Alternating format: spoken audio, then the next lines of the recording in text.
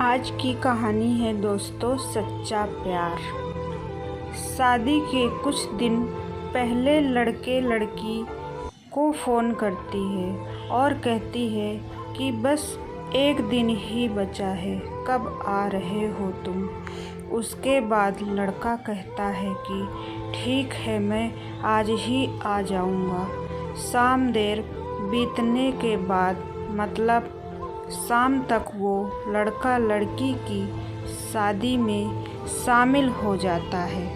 वह लड़का अपनी नम आँखों से मिलकर घर में सभी काम करता है और उसके सजावटी सामान तथा और भी बहुत सारे शादी के काम में मदद करता था। बस दूसरे दिन लड़की की विदाई होने वाली थी। उधर लड़की अपने ससुराल जाने के लिए तैयार हो रही थी। एक बार वह लड़का अपने प्यार से बिछड़ने के लिए रोने वाली फीलिंग हो रही थी। अब समय लड़के की विदाई छोड़ने का प्रयास नहीं करता। उन्हीं दिनों एक महात्मा गांव में पधारे हुए थे। जब आदमी को उनकी ख्याति के बारे में पता चला तो वह तुरंत उनके पास पहुंचा और अपनी समस्या बताने लगा।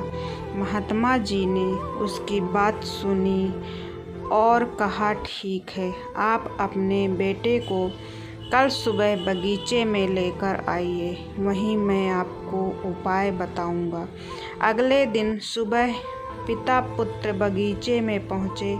महात्मा जी बेटे से बोले, आइए हम दोनों बगीचे की सैर करते हैं। और वे धीरे धीरे आगे बढ़ने लगे। चलते चलते ही महात्मा जी अचानक रुके और बेटे से कहा, क्या तुम इस छोटे से पौधे को उखाड़ सकते हो?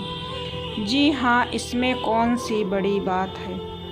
और ऐसे कहते हुए बेटे आसानी से पौधे को उखाड़ दिया। फिर वे आगे बढ़ गए और थोड़ी देर बाद महात्मा जी ने थोड़े बड़े पौधे की तरफ इशारा करते हुए कहा, क्या तुम इसे भी उखाड़ सकते हो? बेटे को तो मानो इन सब में कितना मज़ा आ रहा हो। वह तुरंत पौधा उखाड़ने में लग गया। इस बार उसे थोड़ी मेहनत लगी, पर काफ़ी प्रयत्न के बाद उसने इसे भी उखाड़ दिया। वे फिर आगे बढ़ गए और कुछ देर बाद पुनः महात्मा जी ने एक गुड़हल की पेड़ की तरफ इशारा करते हुए बेटे से इसे उखाड़ने के लिए कहा। बेटे ने पेड़ का तना पकड़ा और उसे ज़ोर ज़ोर से खींचने लगा, पर पेड़ तो हिलने का भी नाम नहीं ले रहा था। जब बहुत प्रयास करने के बाद भी पेड़ टस से मस नहीं हुआ तो बेटा बोला, अरे ये तो बहुत मजबूत है, इसे उखाड़ना असंभव है। महात्मा जी उसे प्यार से समझाते हुए कहा, बेटा ठीक ऐसा ही बुरी आदतों के साथ होता है। जब वे नई होती हैं तो उसे छोड़ना आसान होता है, पर वे जैसे जैसे पुरानी होती जाती हैं इन्हें छोड़ना मुश्किल हो जाता है।